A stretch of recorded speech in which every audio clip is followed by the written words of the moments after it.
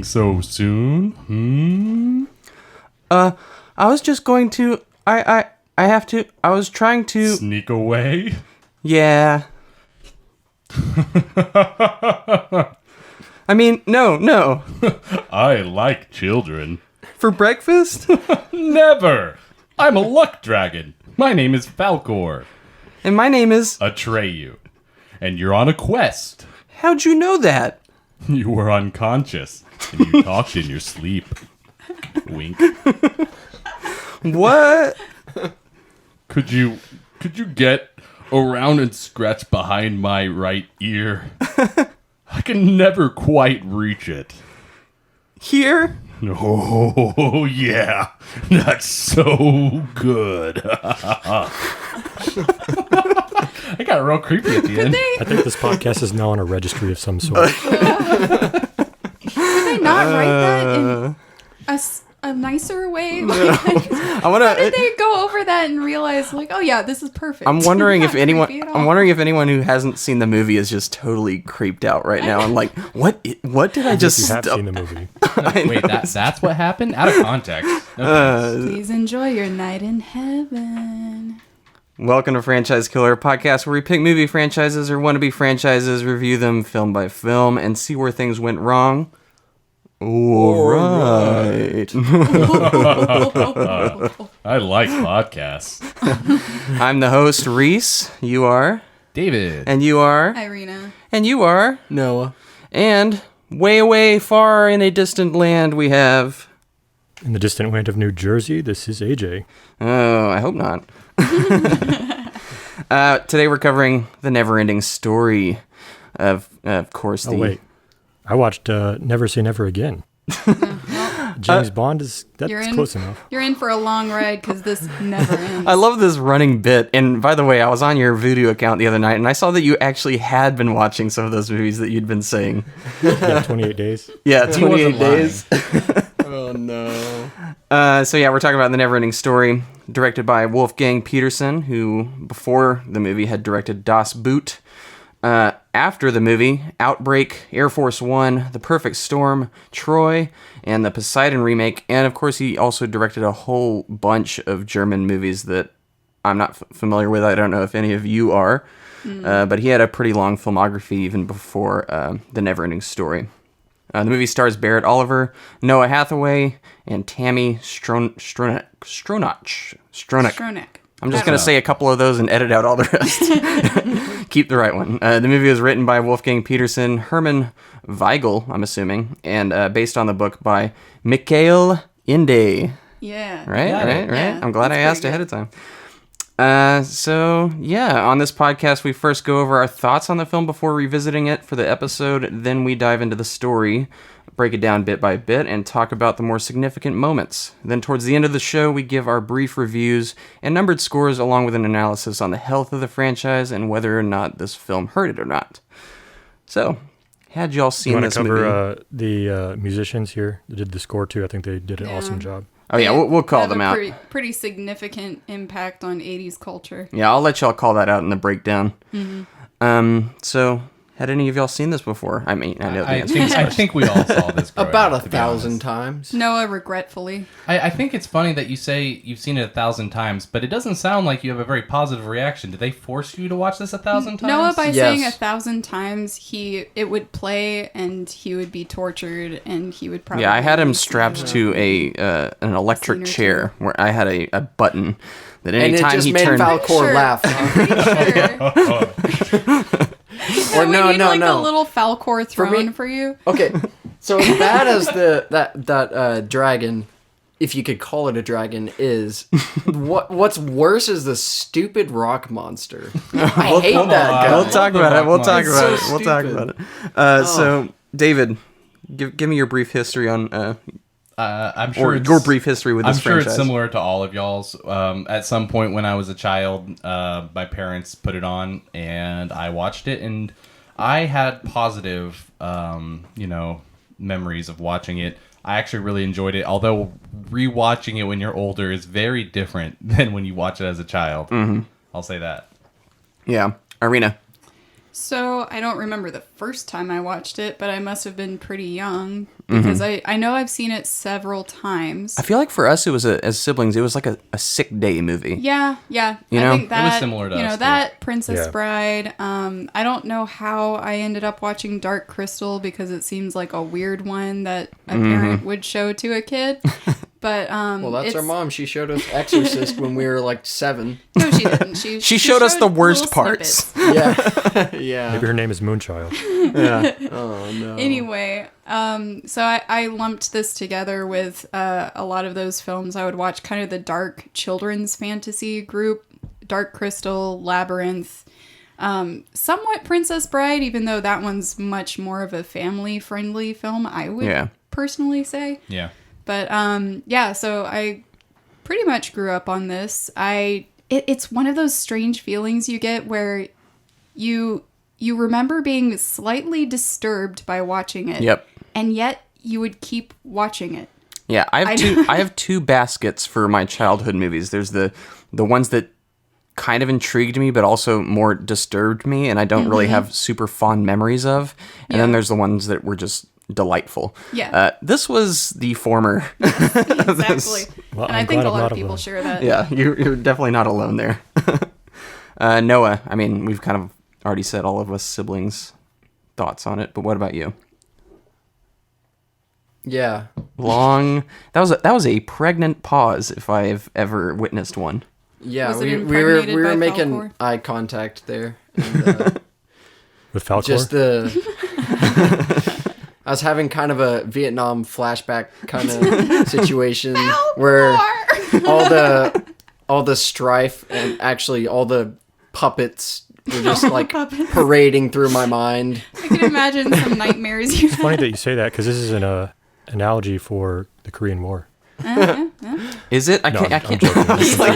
I mean, you could. Honestly, though, you could It all goes back to imagine Korea. any number of meanings Well, to this. apparently when this came out, it actually had a lot of feedback from people trying to use it as an anti-war, anti-nuclear weapon. Even though the author of think the that's book dumb. originally literally was like, nah, that's not it at all, actually. But that's what they used it for. Yeah. That's such a... I don't know. That's such a lame way to interpret it. Well, What's interesting, Yeah, looking go at ahead. timeline-wise, that the book was published in America, I think, 3 years before this was made. So it wasn't like this was some old, like, grim fairy tales that was Right. just dug up from the archives and, like, let's Yeah. adapt this. This was, like, a recent phenomenon yeah. that Yeah. they was like, okay, let's bring it to the movies. Yeah. I mean, it kind of makes sense for the kid living in the city and kind of. I mean, Yeah. I guess you could modernize that from something old. Maybe like kind of like what they did with. It's kind of similar to Narnia in that way. There a little bit. are a lot of similarities to Narnia, I think, and just story structure wise, and the feeling that every part has some sort of deeper meaning to it that you try to interpret. So yeah, I would think that that's true. Yeah. How about you, AJ? So, like y'all, I kind of conflated my memories of this movie with some others, like Labyrinth, Dark Crystal, maybe a little Page Master in there, maybe a tiny bit of a sprinkle of Flight of the Navigator, especially the flight sequences. Right. But, I couldn't really pick out a distinct memory of this title distinctly other than maybe Falcor alone. And I think that was just, kind of referenced because of like a video game I had on Super Nintendo that went over some of these. It was like Animaniacs, so like all the WB titles we referenced somehow. Yeah, I definitely liked Page Master better, I could say. Yeah. But Page yeah, Master the was Rock good. Biter, that little like campsite scene, those characters and Falcor were like the only distinct memories that I could pick out about this movie in particular. All right, y'all ready to get into the story? Amen. This never-ending story. Yeah, and I took this from Wikipedia. No comment. No, none. None at all. I wasn't going to say anything. Bastian is a shy and outcast 10-year-old who lives in the fictional city of DeForest, Washington. Which, by the way, is He lives in fictional. DeForest. I live in I don't DeForest, see man. what's funny about this. Yeah, at that's all. that's news. That's news to us all, I think. By the way, that setting is fictional. Which is It's actually not a real city. place. And is raised by his widowed father. On his way to school, he hides from bullies in a bookstore, interrupting a grumpy bookseller. Bastian asks about one of the books he sees, called The Neverending Story, but the bookseller advises against reading it. With his curiosity piqued, Bastian seizes the book, leaving a note promising to return it, and hides in the school's attic to read. All right. Okay. All right. Any thoughts on this opening? Baited. I like it. How about the title music? Yes. That title music. I think man. it's very 80s. It's very iconic. Anyone that hears it knows exactly where it's from. Yeah, Yep. I will say, on the whole, I do like the music to this movie, but I think the first introduction to it is slightly heavy-handed. However, watching it again, I do love the cloud effects with the cloud credits. effects are really That's good. Really cool. Yeah, and that's- that comes yeah. through later on in the movie as And well. that's an aesthetic from the 80s that I always really liked because it seems like something very familiar to other films, even though Didn't I can't they- pinpoint what. Didn't But they this one kinda- with their sorry. colors and the clouds and just that visual effect combined with the music is like, oh yeah, Neverending Story. There's so much cool kind of practical shots Oh, yeah. later on in this movie, and the clouds are a big part of that, I think, in a weird way. Didn't they kind of do that with Silver Bullet and like with that cloud effect in the sky whenever he's turning? Or I Or don't am I think mistaken? so. I can't recall exactly. I feel like I remember a scene where they had like those clouds come in and it's kind of a foreboding. I do mean, think maybe. that the practical smoke effect is kind of a hallmark of 80s special Yeah. effects. Kind Yeah, of reminds maybe. me of James and the Giant Peach. Yeah, I could see that. If they Yeah. added a with the rhinoceros, rhino, the white yeah. rhino coming through. Yeah, but the back clouds. to what you're saying with the song. I think it was a big hit at the time, actually. Not at first upon release, but it kind of grew into this huge hit. Yeah. At least with U.S. audiences, and I think It was recently revived in the Stranger Things. Yeah. really. Oh, that's right. Yeah, that very final scene, which Oh. I didn't really care for, but whatever. I mean, it was kind of cool. It was all right. But well, I guess I'm different from y'all because new wave and synth pop is my jam. Like yeah. I love Really? 80s synth. I got a few. I love 80s synth as well. It's just something about this song that maybe it's because it's just been in. I've known it for so long that it just has a different effect on me. But when Yeah. I hear like modern, Yeah. or it's kind of made a comeback lately. It does, yeah. And I Or like it has. I like the comeback of the 80s synth. I really do. I think it's So. it's one of those things where immediately upon hearing, oh yeah, Giorgio Moroder was involved, you just think like, oh yeah, he's such a Yeah. well-known. He started off in discotheques, right? Is that correct, Andrew? Yeah, I think he's you know basically more. the father of disco Yeah. and kind of the godfather, pioneer of electronica music and Yeah. Oh, stuff that's like right. that, Daft so. Punk Yeah. referenced him in I think that that's what- self-titled song. That's what brought the awareness nowadays Yeah. because Yeah. of Daft Punk. I think his little intro there and kind of Random talking access about memories. how he started. It is Yeah. really nostalgic. All the music Yeah. Mm-hmm. in this. I do really like the main theme yeah. too. Yeah. The title was performed by Lamar Kajagoogoo, which I probably not a household name anymore, Yeah, but it was like the definitely. Too Shy song. Hey, speak for yourself. I've got a mural in my room. Hush, hush, eye to eye. And then Klaus Doldinger also scored it a lot as well, and he, along with the director here, was involved on Das Boot, and the score for that Yeah. movie is absolutely amazing as well. Oh yeah. Well, let's talk real quick about that library guy. Actually, before we need to talk about Bullies. Gerald Bar- McRaney. No, Barrett Oliver, who plays Bastian. Oh. Yeah. What do we think about him? At least first initial impressions. Oh, that was when he was interacting with his dad in the morning, right? Yeah, and just the street chase and then him barging in on the library. We can lead up to the bookstore.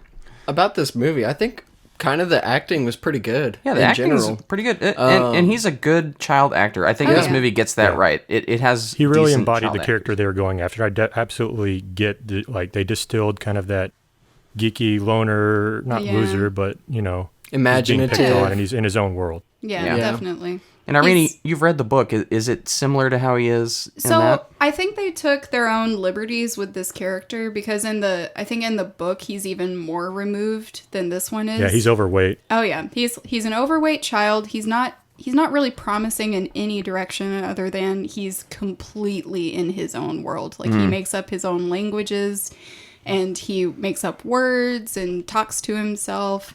But he's like, he's not very good physically. He's not very good mentally. So he just is kind of a nobody. Yeah.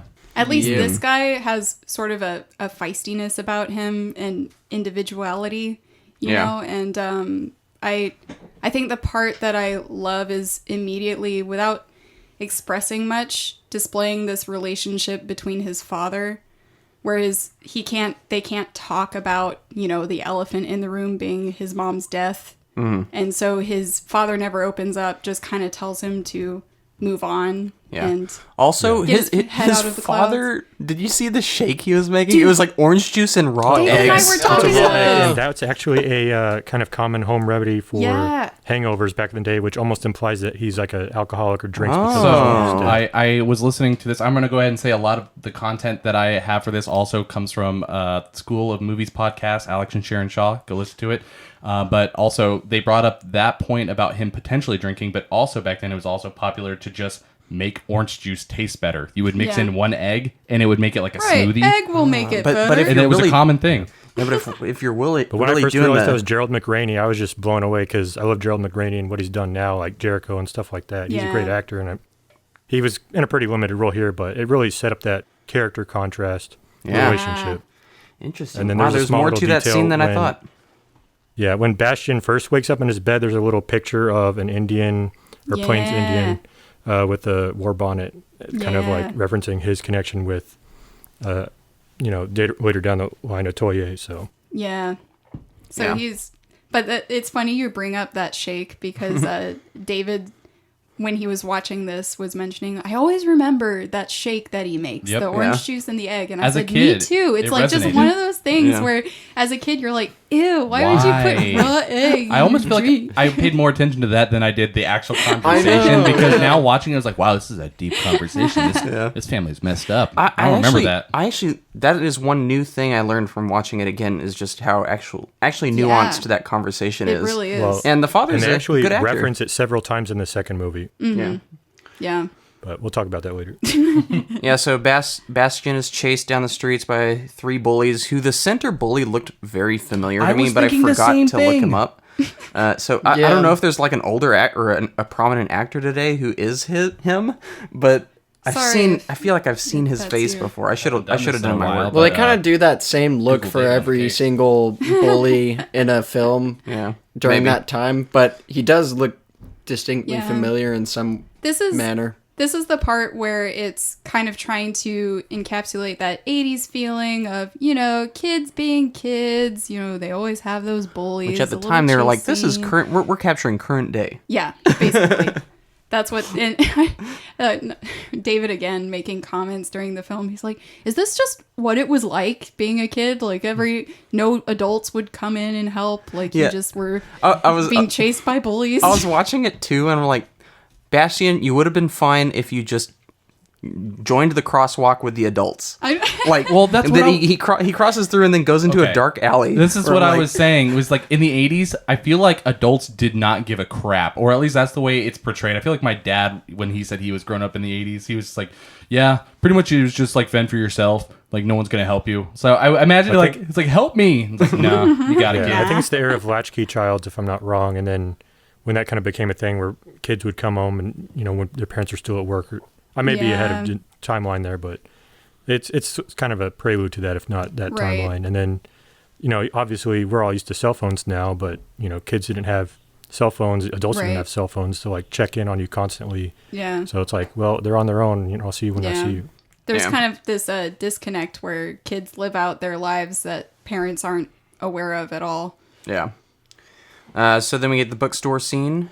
With Coriander. Coriander. I don't think they ever drop his name They in the don't, movie. but- and he's an important figure in the books. So the interesting thing in the books is that Bastian's full name is Bastian Balthasar Books. Yep. And then Books. this guy that On he the meets nose. is Carl Conrad Coriander. So a lot of Oh, alliteration yeah. there. And the movie, at least, is inconsistent if it's spelled with a C or a K. Yeah, yeah. Where I think it's painted on the shop window with a K. Yeah. And then in the subtitles, if you watch the subtitles, it uses a K, but I think in the end credits it uses a C. Yeah, it's very weird. I want to know what this Yep. guy's motives are because Well, here's the thing. He's got that mustache. Is he supposed to be a parallel to Falcor? Yeah, he's not quite creepy enough. Not the way Falcor Yeah, I don't know. Well, I don't think he's not warm. He's like about him. the thing about Falcor is he's supposed to be kind of a warm, happy kind of guy, but this guy is like, don't mess with my stuff. Yeah, but really, I want you to. Falcor was not intended to be creepy, just for the record. It just comes off that way. And so bad. yeah, he says things in a manner that can be misinterpreted. All right, the book describes the fantasy world of Fantasia slowly being devoured by a malevolent force called the Nothing. Fantasia's ruler, the childlike princess, has fallen ill, and the young warrior Atreyu is asked to discover the cure, believing that once the empress is well, the Nothing will no longer be a threat. Atreyu is given a medallion named the Orin that can guide and protect him in the quest. As Atreyu sets out, the Nothing summons Gamork, a vicious and highly intelligent wolf-like creature, to kill Atreyu. They're pretty good with their names in this movie. Oh, Yeah. you have to credit that to Except the Gamork. book. I don't like Gamork. Gamork. I That don't know, reminds I me of think like the that's kinda cool. Spyro villain. I'm fine Yeah, with it. nasty Nork. Yeah. I don't know. It has kind of a archaic feel to it. It sounds like it could be in Lord of the Rings. I Like, think It sounds they- like a Or Bjork, villain, the singer. an evil. Bjork, yeah. I think they changed some of the names in this, but Gamork is from the book. Falcor Well, Fantasia is... was changed. Yeah, Fantasia was actually Fantastica, apparently. But actually, the original German translates to Fantasia more accurately than Yeah. it does Fantastica. So Fantastica was introduced in the English translation. Yeah, so it's like you could go any direction you wanted, I guess. All right, And so then Arin the medallion, I don't know if that was English, but I don't know how it translates, but it kind of comes from the root, which is the root for gold. AU is the Yeah. periodic element. So it kind of gold, and then also it has a root for dawn, meaning dawn. yeah, It's kind of like a shining dawn. I knew that. So is Orin, I just to knew it. clarify, is Orin the medallion with the two snakes eating It is, itself? and that's the technical name in the book, but apparently all their different languages in this realm, they can't always pronounce it, and they're afraid to pronounce it, so they call it either the gift or the gem, the glory, things like that. So. Noah, I believe you do have some comments on the opening or intro to this world where we meet our rock monster and I don't think Rock we've gotten into that fighter. yet. no, we're No, there. we're past that, yeah. First off, stupid snail. Secondly, stupid bat. Are you reading your notes? Thirdly, stupid goblin dude. What the hell is that? He actually curses as it's kind of edited out a little bit. Yeah. But he actually swore when the rock biter shows up. And that was Steven Spielberg that actually advised them to take the curse out for American Definitely. audiences. Is Yeah, what I. yeah. He's like, this isn't... Maybe not. Maybe not for a children's movie. Yeah. So what Finally, else? though. Stupid. Stupid freaking rock. And who's apparently a cannibal because he's like eating all these rocks out of the ground. I didn't What even is think up with about that. Like, I'm he's a stoned. rock and he's eating rocks. Like, Just wait till the second movie. Yeah, yeah. I don't know. Like, I don't know. is that the reason why there's only one? Maybe, I don't know if we can collectively survive the second movie. Maybe We'll see. Noah, just for your notes, you should have just written Well, stupid across Yeah, the I whole was and thinking Chiron, about the little advisor representative of the Empress, he's a centaur in the book. Yeah, he actually goes out to seek Atreyu. Atreyu doesn't come So- to the Empress. Yeah, one of the big things about this movie for me is that the story is great. I actually like the concept a lot. The execution, though, like why? I just don't like No, puppets. It was the 80s. I know it doesn't matter that it's the 80s. Just like So this intro, I don't like it. I did really love the introduction to Sebastian and kind of his story, but I think the part that they could have executed a little better was this formation of this group of different, I guess, races in this one little camp. Because in the book, they were supposed to discover each other because they were sent from their different realms to seek out the Empress. And usually they don't interact with one another, similar to the way other cultures don't usually just kind of chum up. Yeah. So I think that would have put a little more purpose. They were supposed to ask about this nothing, like help to prevent this nothing that's been like attacking their little realms. So I don't know. I think there's there's a lot lost as far as intention and creating kind of this sense of danger in the beginning. I know the rock or even fighter kind purpose. of does. I like it. I think the nothing is really cool. the nothing is such a cool idea, and Yeah. I've talked about this before. The nothing and Atreyu's- Fantasia. Well, Atreyu's commission is basically go find the solution to save us all. I can't tell you any information. You have to go by yourself. No weapons, no nothing. It's like, well, what can you tell me? I don't know. You're on your own. Like, go figure Yeah. it out. I thought that I literally wrote in my notes very nebulous instructions for quest. Very nebulous. Go do the thing. I do want to backspace a little bit and talk about the conversation the with characters yeah. in the Yeah. beginning. I'm gonna say I like most of them. I know Yeah. you thought Yeah. they were stupid. I No. think the guy Well- who the hobgoblin looks a little bit like a tweaker, so I don't really like him. The rock monster, he doesn't look. I'll say he doesn't look intelligent. I'll give Yeah. you that, but I do like the design of him, and I like the forced perspective. Yeah. I was going of to how- bring up So the the- forced Yeah, perspection. it's- That was it's actually very pretty good. impressive. The fact about him, their style choice with this that I actually was telling David about was in the book he's only supposed to be 10 feet tall, which if that were portrayed in a film, it wouldn't come across as a world that's larger than life. Yeah. You know, Yeah, it brings it's the gravity So down. I think I really like the concept that they made him basically as big as a mountain. Yeah, and they pull it off. Yeah. The set design is actually phenomenal Yeah. all throughout this movie, and the way they were able to integrate this creature in with the set and Right. make all of the other inhabitants look so much smaller is Yeah. impressive. And that's an And the long shots of the landscape and with the Ivory Tower in the center, and you got sunset in the clouds. Like all the art is really good. Oh, Yeah. Yeah, they Anyway, did an Gorgeous. amazing job with that. I just don't like the puppets. Hey, so I don't like it. This is a Jim Henson movie. It is correct? Yeah. very off-putting. I don't care what y'all think. Do you like Jim Henson, Noah? No. You don't like The Labyrinth? You don't like Sesame Street? No. People- you're gonna I become- actually Sesame Street and what's the other alternative for Sesame Muppets? Street? Muppets. I've never liked either. All of right, them. Noah, you have become the most hated person You are on the this podcast. antagonist. care You're what the anyone antagonist says. of this No, podcast. I will defend Noah on this one. I never really liked the Muppets either. Oh, come we on. didn't really grow up on that. They're just like these creepy little off-putting dudes. that They're aren't not creepy. real. They're not creepy. They're The Muppets creepy. are charming. No, I they like are the not. Muppets. Some I like the I will Muppets. say the Labyrinth puppets can be a little off-putting sometimes. yeah, but the- at least they are not pretending to be something they're not.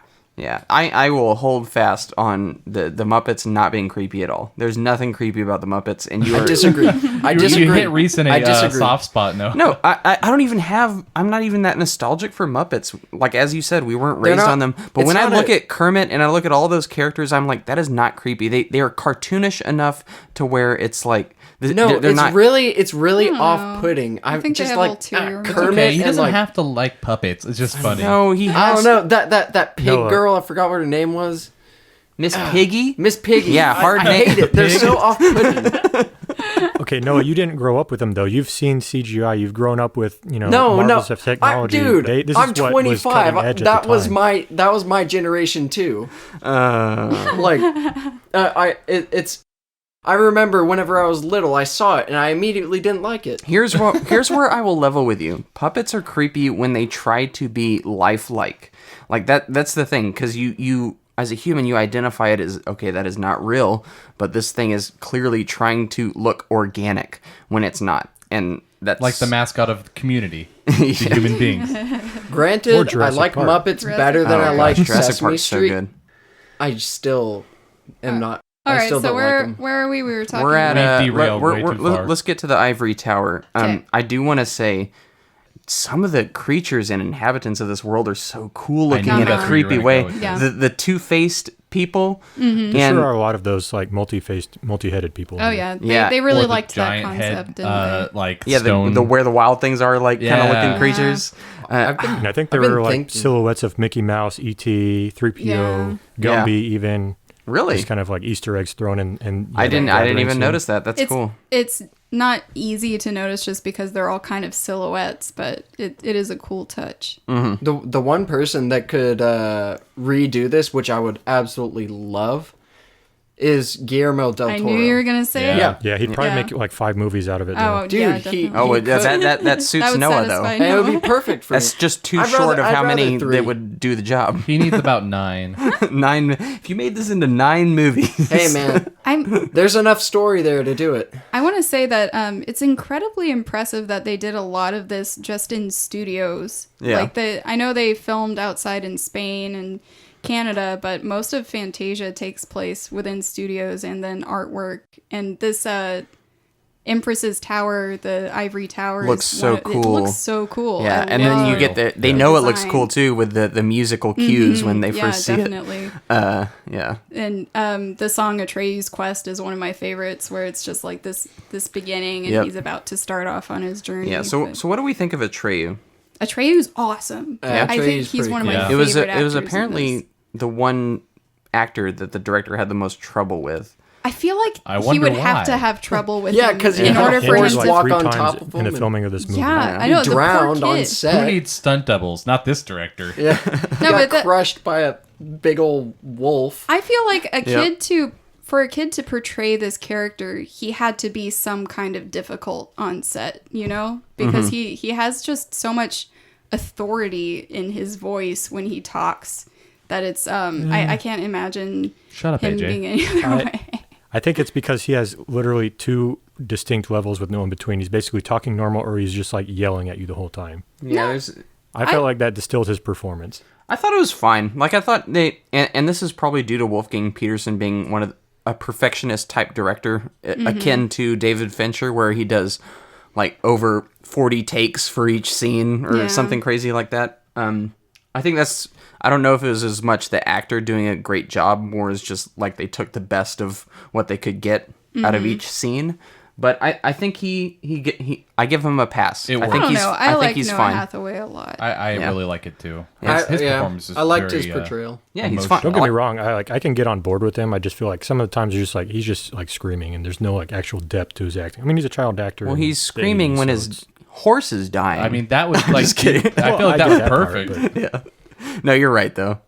Granted, a lot of people are kind of opposing him the entire movie, so I would be yelling a lot too. Well, especially since someone just told me, "Oh, go to save the world. We can't tell you anything on how to do it," or I figure it out. I'll tell you, I would be screaming at that freaking turtle. Like Oh that my like gosh. yeah. I'm gonna but we'll punch get there. that turtle in the face. Yeah, but it would do nothing, which is annoying. Yeah.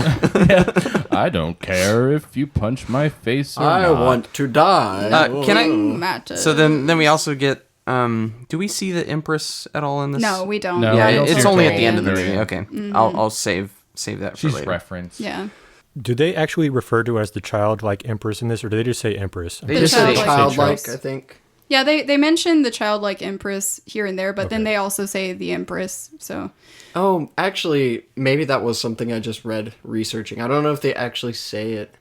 Yeah, because what? I remember rewatching it looking for that, and I don't remember them. Maybe it Yeah. happened a couple times. Them If- actually distinctly saying childlike. And I always had the question: is she actually a child, or just like a childlike adult? she's just a child. I think in the concept of her in the book is very interesting. They do kind of portray her that way in this, kind of something that is beyond the other creatures of Fantasia. But they say she is neither young, neither old, but she's always been there, unlike everyone else who had a start and an end.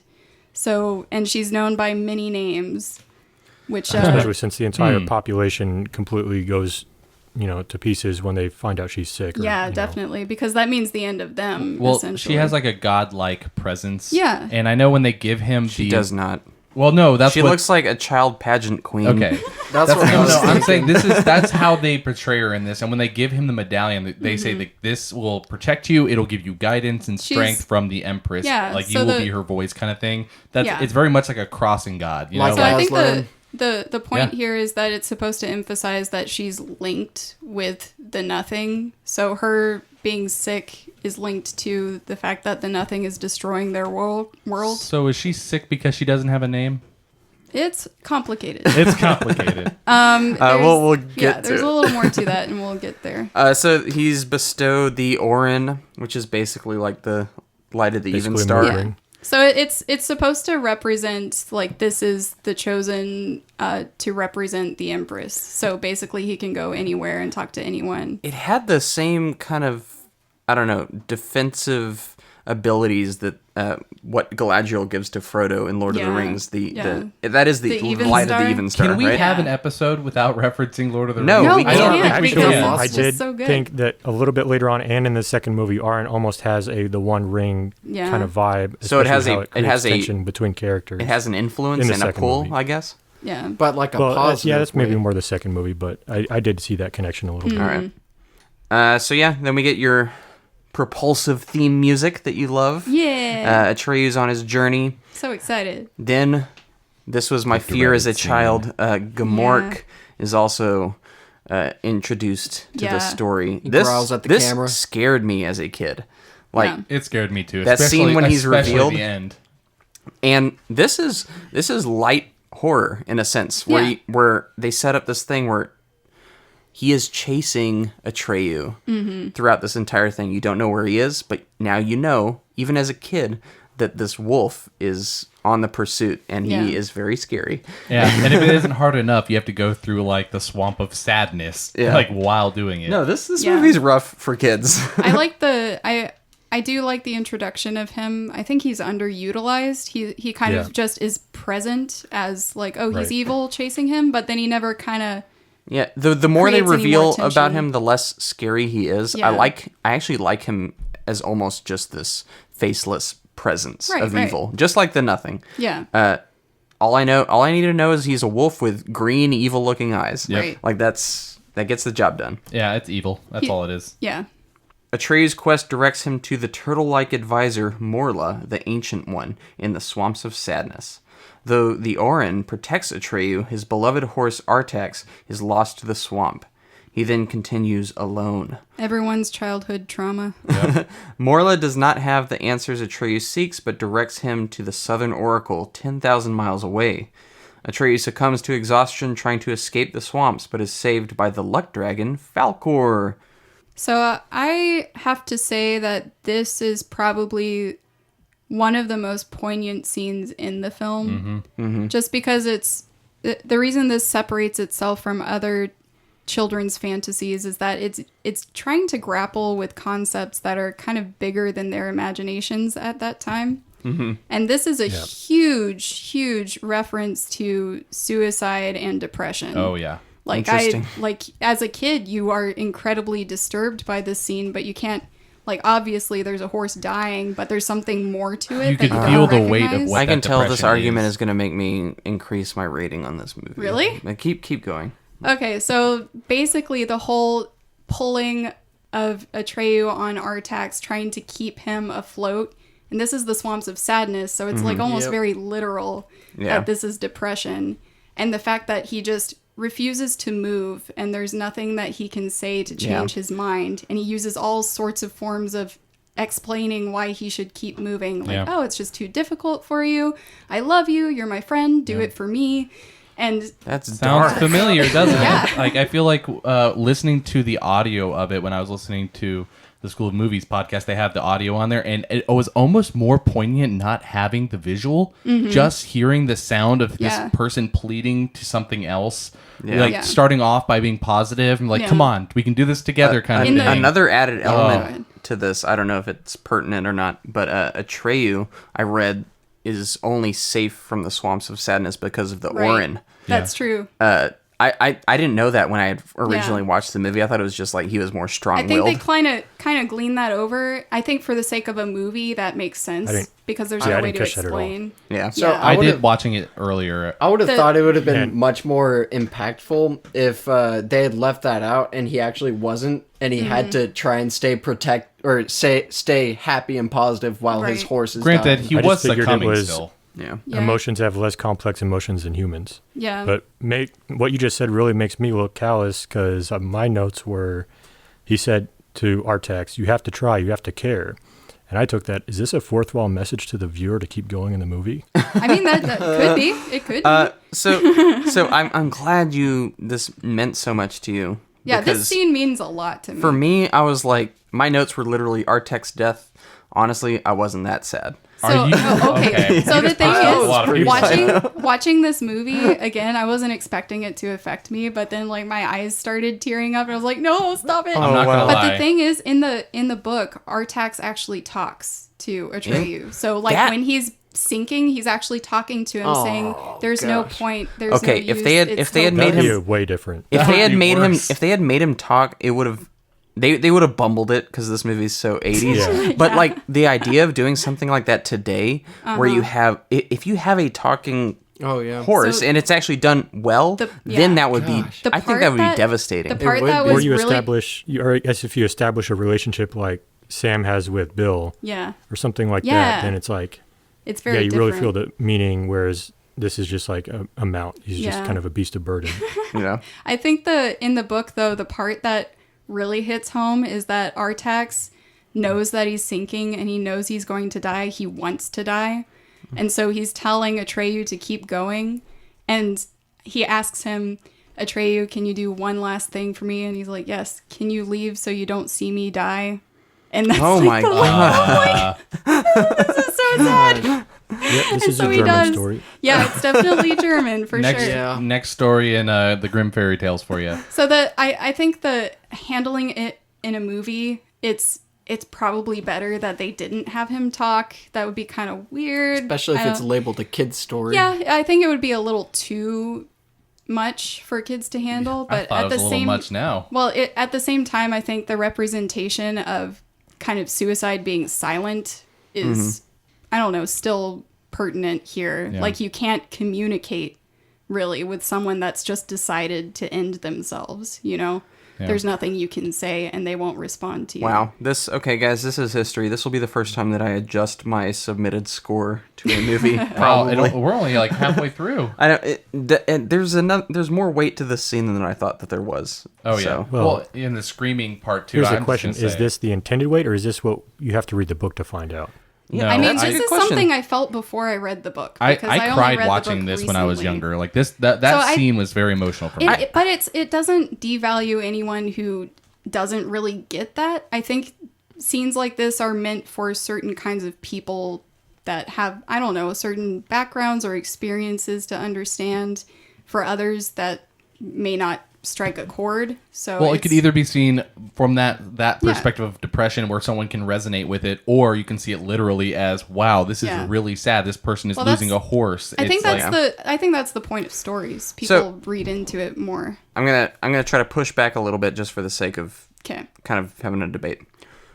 I don't think we spend enough time with this horse. Yeah. Like yeah. literally, your only experience with it is you get this montage of him just galloping forward on Mm-hmm. his adventure. You don't. There's no established relationship other than Yeah. oh, I know its name is Artax, and I think Atreyu likes his horse. Like that's I do have a rebuttal to that. Okay. And Well, I have an argument with Reese as well. I don't Okay. care, AJ. So when it comes to this, I will go first. And when it comes down to it, horses are used as symbols in movies all the time to represent strength. They're akin to dogs in a way when it comes to being sort of with man on their journeys. And so it's not hard for somebody to take someone in this scene and go, okay, this is a person who's going on a long journey.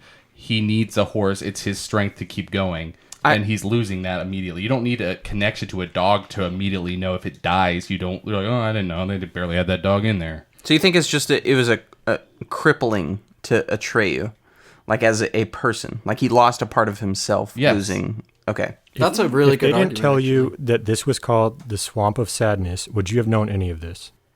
What do you mean? Like, would you have thought? If the movie didn't just that tell you way. you have to go through the Swamp of Sadness and then he just, kind of sinks in a swamp, would you make this connection to that kind of emotional giving up kind of thing? Yeah, I think so, actually. Now, take away the score from this scene. Would you get the same emotional response? I honestly don't know. I can't I tell do you. think the film score adds to that effect a lot. Yeah, a lot. That's can be my takeaway credited from to this movie music. is the score really bolsters this movie heavily. If you Yeah. take away a strong score from this movie, then it kind of falls flat a little Yeah. bit. That's There's why a kind of score is a- important. a strong influence from music. Yeah.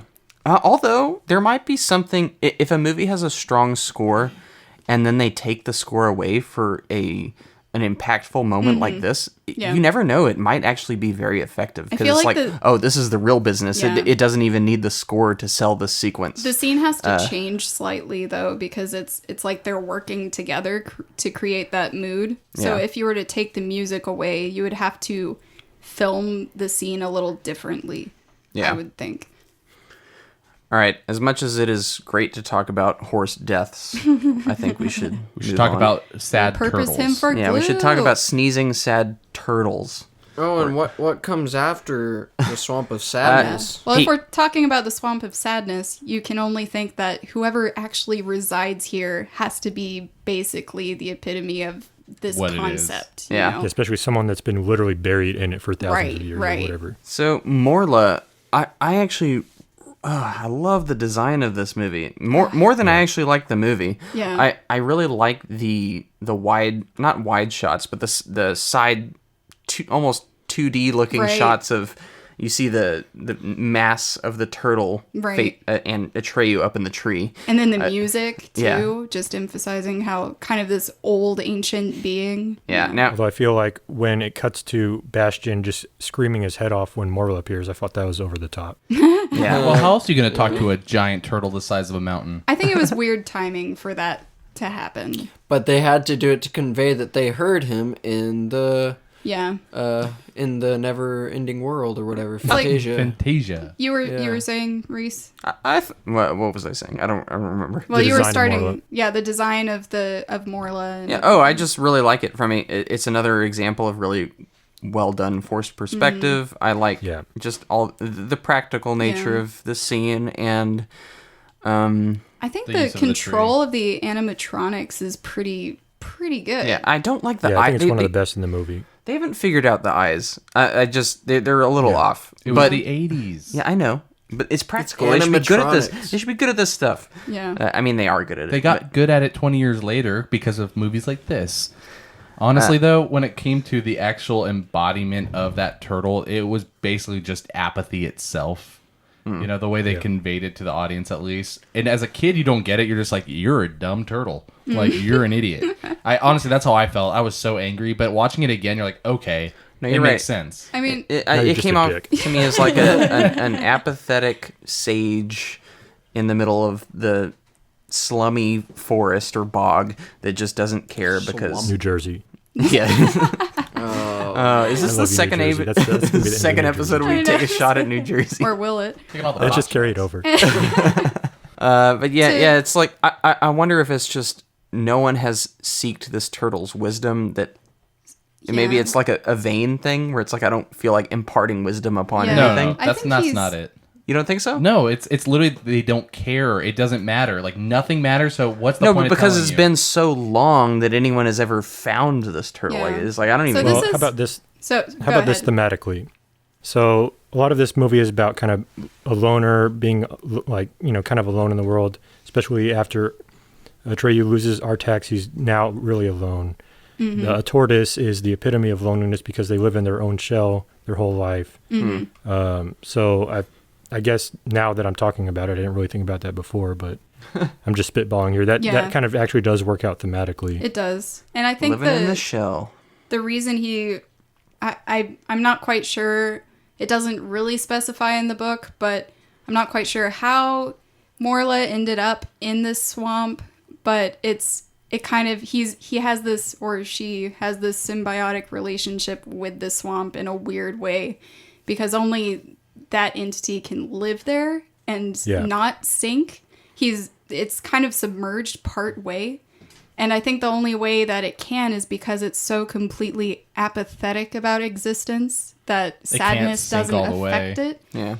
And that is kind of a result of extreme sadness. If you don't experience it, there's kind of this apathy, this wall that's built up just where you floating just in don't limbo. care about anything. Although that is anymore. what depression is. It Yeah, is I know, apathy. but think about it. He's smack dab in the middle of it. Yeah. No, So- Noah, what did you think about the Morla turtle?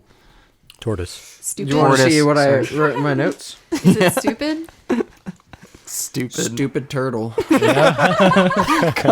This is torture for Tortoise. Noah. Yeah. So it's a negative. Reese was like, So "You funny gotta thing watch about the word movie." tortoise. Yeah. I'm just joking. Tortoise. Yeah, well, Noah's just like, fine, I'll take notes, Reese. Stupid turtle. The title's stupid. Stupid kid. Stupid Neverending Story. Stupid movie. So this is also the first interaction between Bastian's world and the Fantasia, or at least his first. Oh, this is actually written in text that I shouted at this point.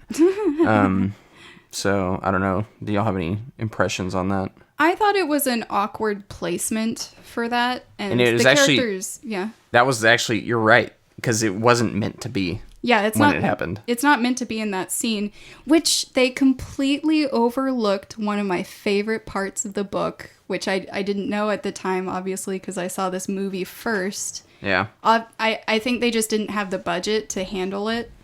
But before he meets Falkor, he comes to the Dead Mountains, in which is a spider, which is actually made up of a bunch of hornets. So it's like a spider just in a hive mentality. And he has captured Falkor, or she has captured Falkor. And so this whole scene was just so fascinating. I think it was for budgetary reasons, though. I think so, too. It sounded like conceptually a hard scene to put together, at least, especially at the time.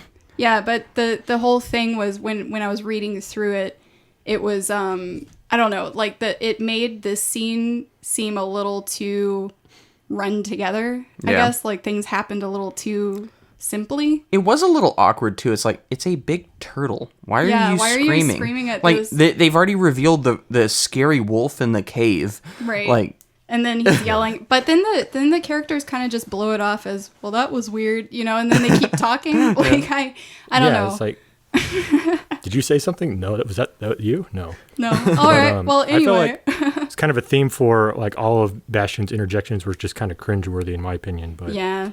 But I do know what Irene is talking about, the scene, and it also, Atreyu goes on to kind of have a hand in saving Falkor from the web. But it might have pushed up the rating a little bit because I think they talked about him, being bloodied up and kind of a little bit more gruesome. Definitely. Okay. We'll talk about Falkor in the next segment, since I feel like this one has gone long. But he does get swept away by Falkor, so we'll just move on in the story here. Y'all okay with that? Yeah. Stupid dragon. All right.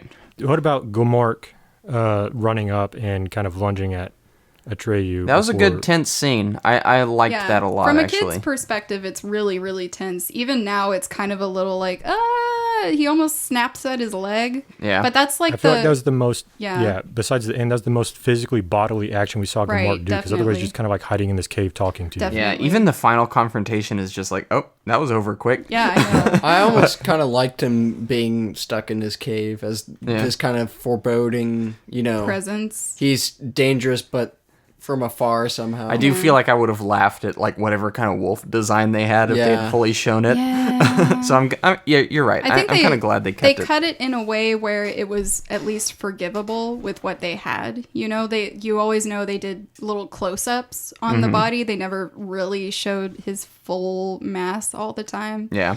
So I think it was they understood what they had to do with that. Yeah. Falkor takes Atreyu to the home of two gnomes that live near the entrance to the Southern Oracle. The gnomes explain that Atreyu will face two gates before reaching the Oracle. Atreyu gets past the first gate, the Sphinx Gate, but is perplexed when the second gate, the Magic Mirror Gate. When Atreyu looks into the mirror, it reveals a boy which Bastian recognizes as himself. Atreyu eventually meets the Southern Oracle, who tells him the only way to save the Empress is to find a human child beyond the boundaries of Fantasia to give her a new name. Atreyu and Falkor flee before the Nothing consumes the Southern Oracle. In flight, Atreyu is knocked from Falkor's back into the Sea of Possibilities, losing the Orin in the process. He wakes on the shore of the abandoned ruins, where Gomork reveals himself, having been lying in wait. Gomork explains that Fantasia represents humanity's imagination and is thus without boundaries, while the Nothing is a manifestation of the loss of hopes and dreams. Atreyu fends off and kills Gomork as the Nothing begins to consume the ruins. So this scene with the oracles deviates a lot from the book, but I want to hear what we all thought about the film first, and then I can This explain. is actually my favorite part of the movie. Yeah. I think the oracles are so cool. Like I know it deviates a lot, but I really like the but sequence. That's the point we're trying to talk about. Aesthetically, it's the best this movie gets. Yeah. Like I think, and the danger is established from the start when you see this like knight or whatever wandering into the space, and actually this was the part that the wolf reveal and this are the most scarring moments to me as a child, when Atreyu walks up to the passage and the kind of face mask comes off and you see that it's just this skeletal skeleton. like that and to the me. Music here was just so good and heightened that tension. I also love the slow lifting of the eyes. Yeah, with the lights coming out of it amps them. up tension in the right way, and They definitely did that scene right. Although building up to it, tonally, I thought they succeeded. As far as kind of the theory behind it, I feel like they botched it. Yeah. the sphinxes or the oracles. They were sphinxes. Boobs. So the oracle is and who he's trying to get to. Then you have the gates. Yeah,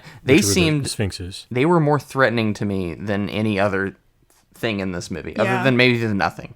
The nothing is the imminent threat, I guess. But for me, they scared me for some reason. They were this pretty scene intimidating. actually scared me as a child, and it was probably one of the most memorable scenes to me. Whenever I think about this movie, this scene actually comes to my head.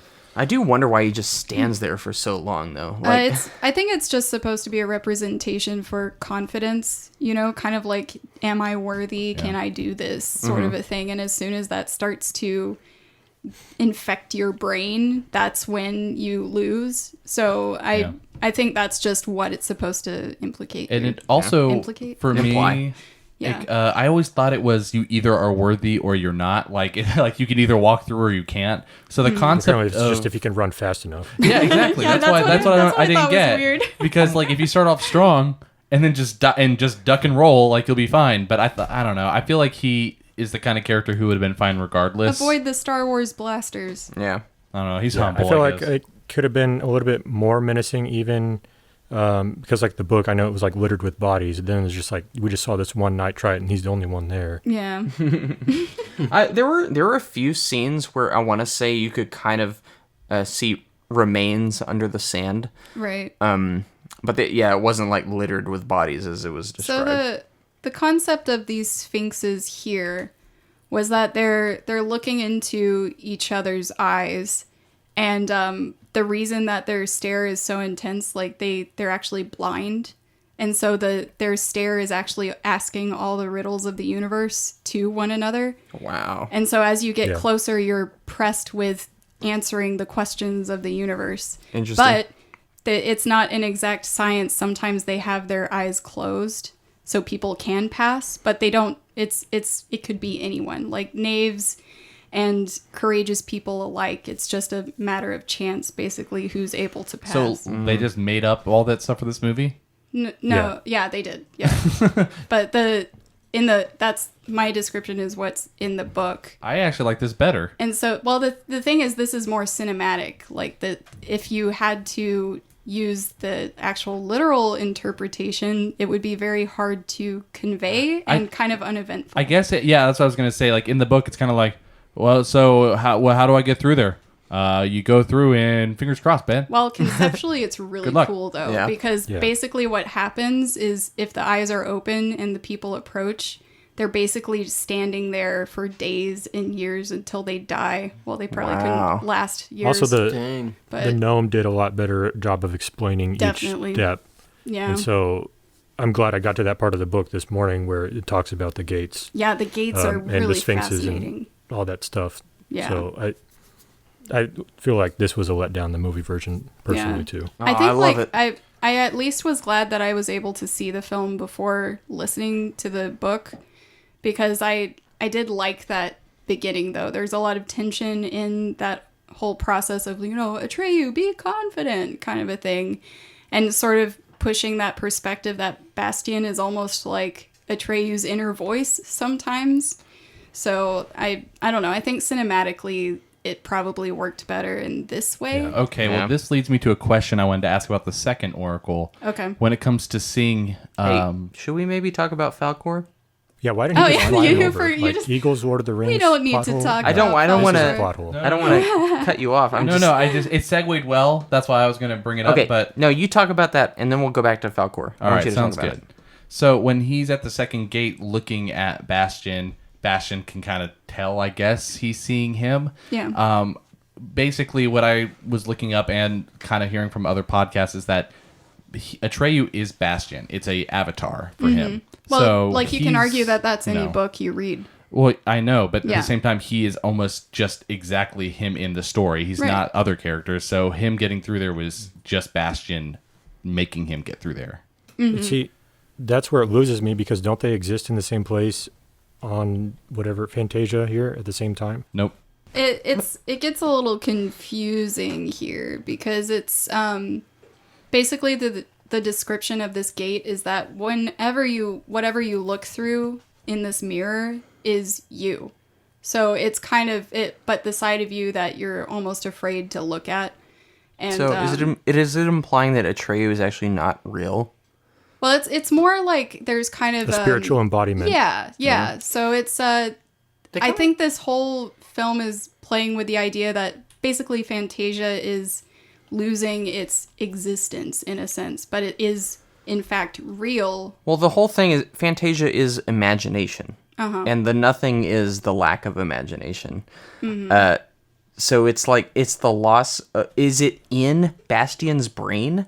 Like, is Fantasia? Fantasia like Bastion's imagination, or Well, is that's it kinda No, like? what it's I a was human collective picturing. experience. Yeah. Okay. So it's basically this is where all of fantasy is. Like this is where it exists. But once you decide that, oh, I don't believe that's real, it just ceases to exist. Yeah. If you take it back to how his character is supposed to be, where everything is part of his imagination, he could have fabricated all this whole thing in his head, and it's kind of a getaway from his mom who previously Yeah. died, which they obviously set that up. Yeah, See, you're right. this- He's suppressing that whole thing until the very end. Yeah. Yeah. So See, the cool thing about this story is I think Michael Ende also mentioned that anytime someone asked him about the meaning of the story and people would present their understanding of it, he would never really confirm or deny whether that was his intention because, you know, he just didn't want to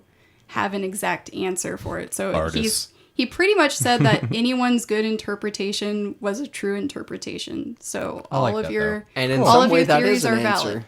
Yeah. So basically, yours is a valid interpretation. that's a good way to never appear dumb. Just be Right. like, oh yeah, all of y'all are right. I wonder what Michael Ende's feelings towards Falco. It's Mikael. Go. Falco. Well, he didn't actually like the film version. Yeah, he Like, he actually hated sued it. them. Well, good. I didn't. I have a Good. whole quote ready to go, lined my up God. for later. I heard he didn't like Falcor either, which Oh, we he should hated talk about. Falcor. We should He talk didn't about like Falcor. I don't like Falcor. I don't Okay? either. I don't Falcor's understand how stupid. anyone did. I think He's the dumbest Falcor representation of a dragon Falcor ever.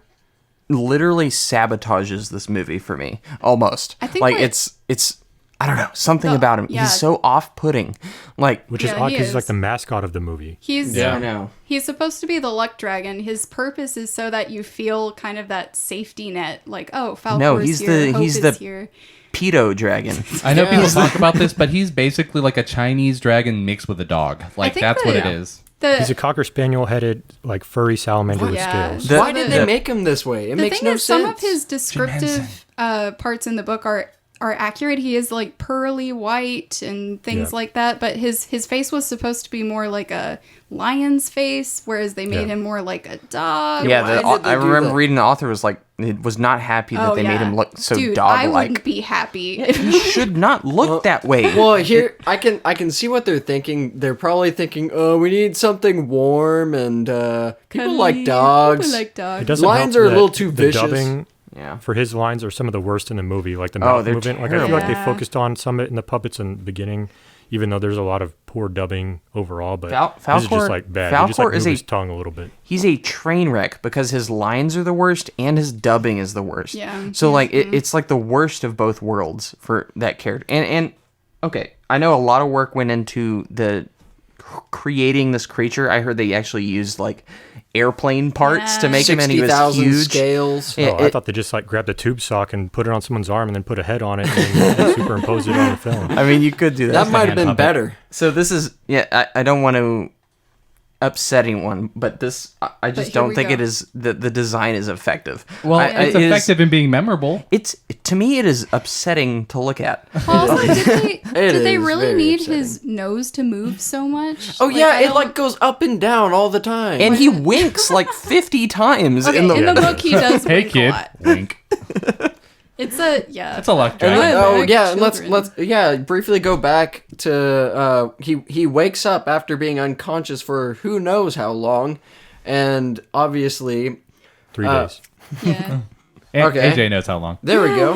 3 days of fun for Falcor. And Falcor is like, I love children, talk and in then your later he sleep. goes to the gnomes, and they're like, it's my turn with the boy. Okay, What's Hang going on. on here? I will What are they slightly doing while he was asleep. blame our modern day society for, kind of just the weird implications behind what is being said. We've been Yeah. painted. It was a more innocent time, I want to Yeah. say. So, and that was the intention.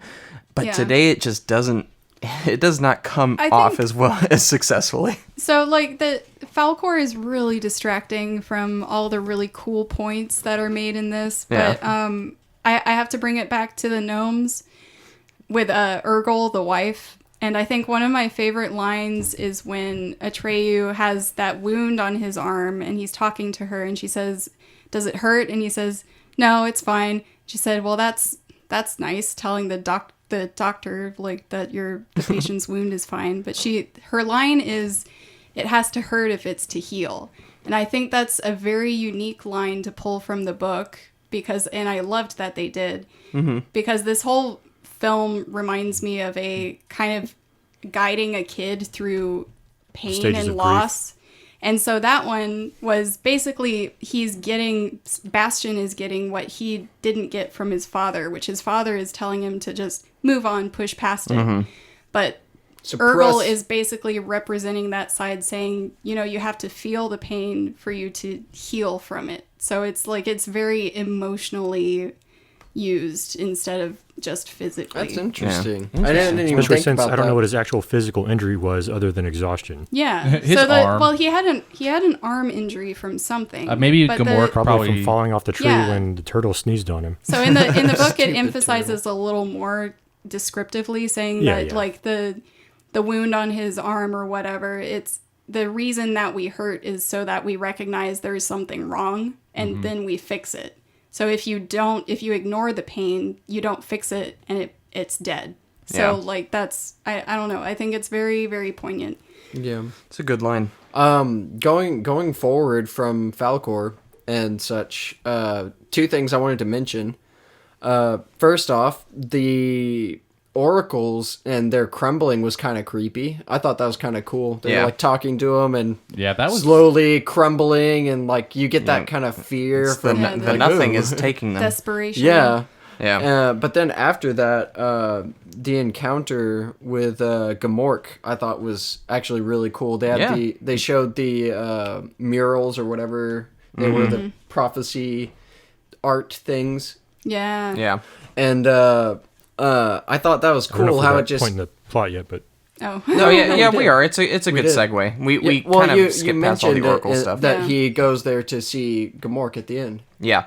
No, you're right. We did actually get there. Yeah. yeah. But I thought this was really cool how they just show him going through all the stages, figuring out, oh, this is what I did, that.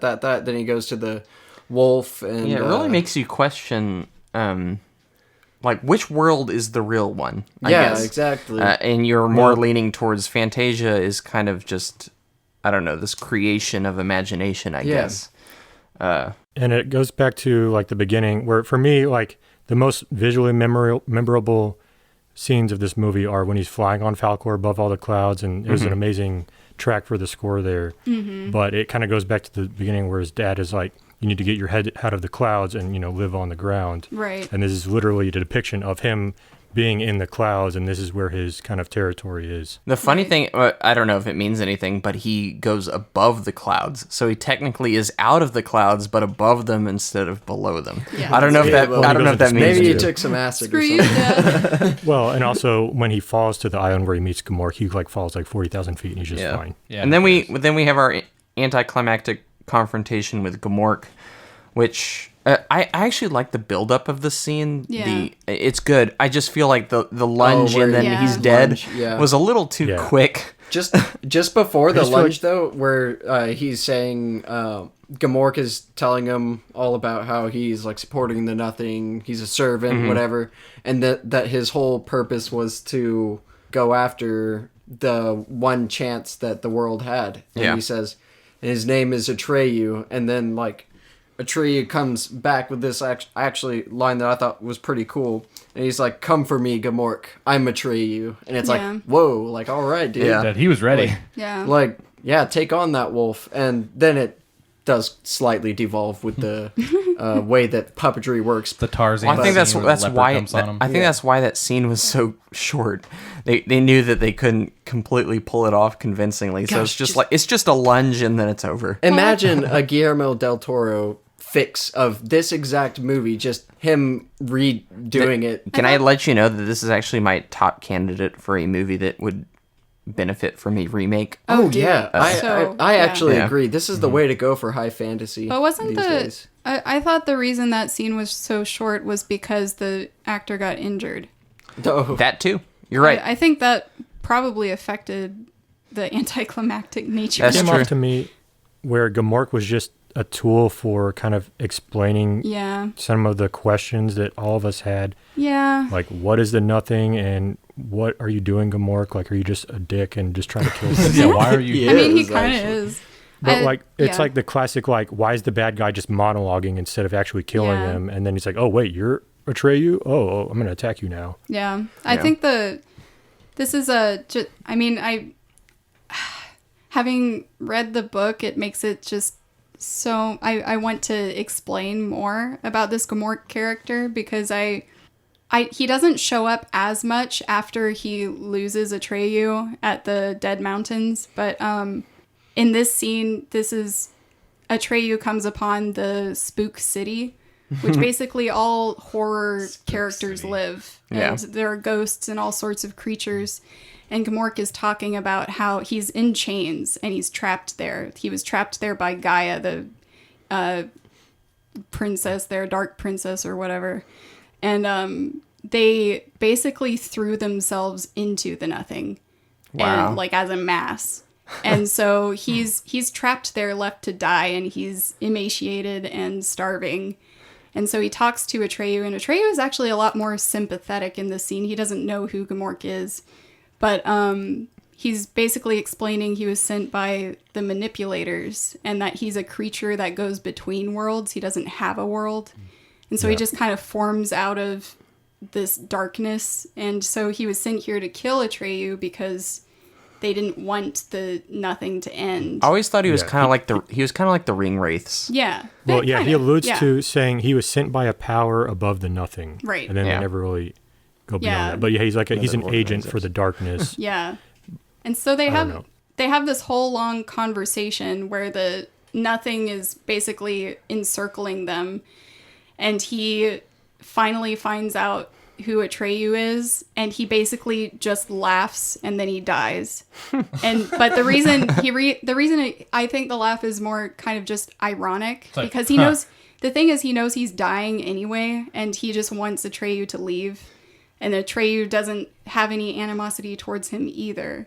But in his talking with Atreyu, he's tricked Atreyu into staying there and being encapsulated by the Nothing. So it's like, we're both going to die together. And so he dies Interesting. laughing. Yeah, but I kind of like that. I know. That's cool. But Yeah. there's this whole conversation that happens that we don't get in this scene. Where in this scene, you just kind of get the impression that Gamork kind of just gave up and he's like, whatever. You know, I don't know. He's like, I'm going to lunge at you. What? Yeah, what? No, we're both Yeah. dead.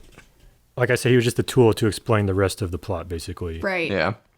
What did y'all feel about the reappearance of the Rockbiter with his good, strong hands? Stupid frickin' Rockbiter. I liked that. It was a reminder of, you got kind of a sense of the world before, and he was basically succumbing, and you also learned that his friends had perished, I guess. Yeah. And it was somber, and that was sad for me. Like good, strong hands. It resonated I feel like he with me. said that phrase too many times, and it kind of ruined it. If he said it maybe once or twice, then it would have been fine. But It's something. No strong hand 3 times. It's one of those lines that it reads better than it plays. Right, I guess it sounds poetic, but he shouldn't have But said when you have that a so many puppet doing times. it- I was also confused by, did the nothing itself kill the other guys, or was it just the physical storm that was the precursor to the nothing? I think it implied it was the nothing, but Because then how did Rockbiter himself survive it? If the Yeah. nothing just hey, he's out got biked it, he's man. got his little scooter. See, it's. I feel like there are so many concepts in this book that were very difficult for them to portray. So they kind of represent the nothing as almost like a storm into just this vacuum. But in the book, it's described as, if you look at it, it's as if you're blind, because you can't actually conceptualize what nothing is like. It's just not there, and nobody Also- can explain it. And there's this weird drive or instinct or pull for people to just give up and give into it and just be sucked in. Just give up, bro. So Yeah. you said it was his scooter, but if you examine It's what it's made out of, it's also made out of rock. Could it perhaps be his wife? He's been writing It was her all the over only Fantasia. way. It was the only way. Or maybe dinner. I was not expecting. He was saving it for But later. why not both? I will say, hearkening back to what you were saying, Irina, I was going to save this quote, but it fits perfectly with what you're saying. This is from Michael Ende. So the makers of this film simply did not understand the book at all, he complains. Yeah. They just wanted to make money.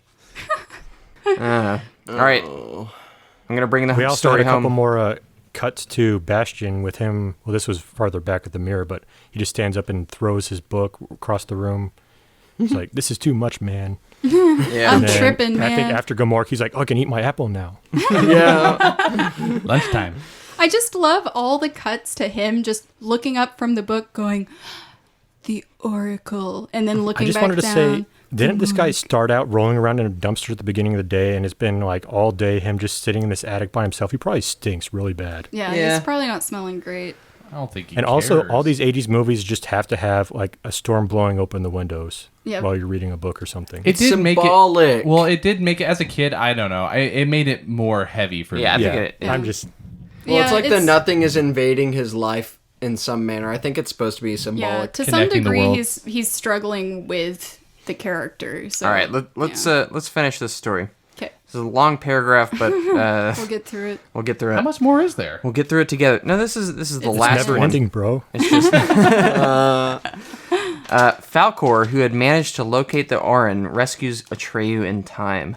The two find themselves in a void with only small fragments of Fantasia remaining, and fear they have failed when they spot the Empress's ivory tower among the fragments.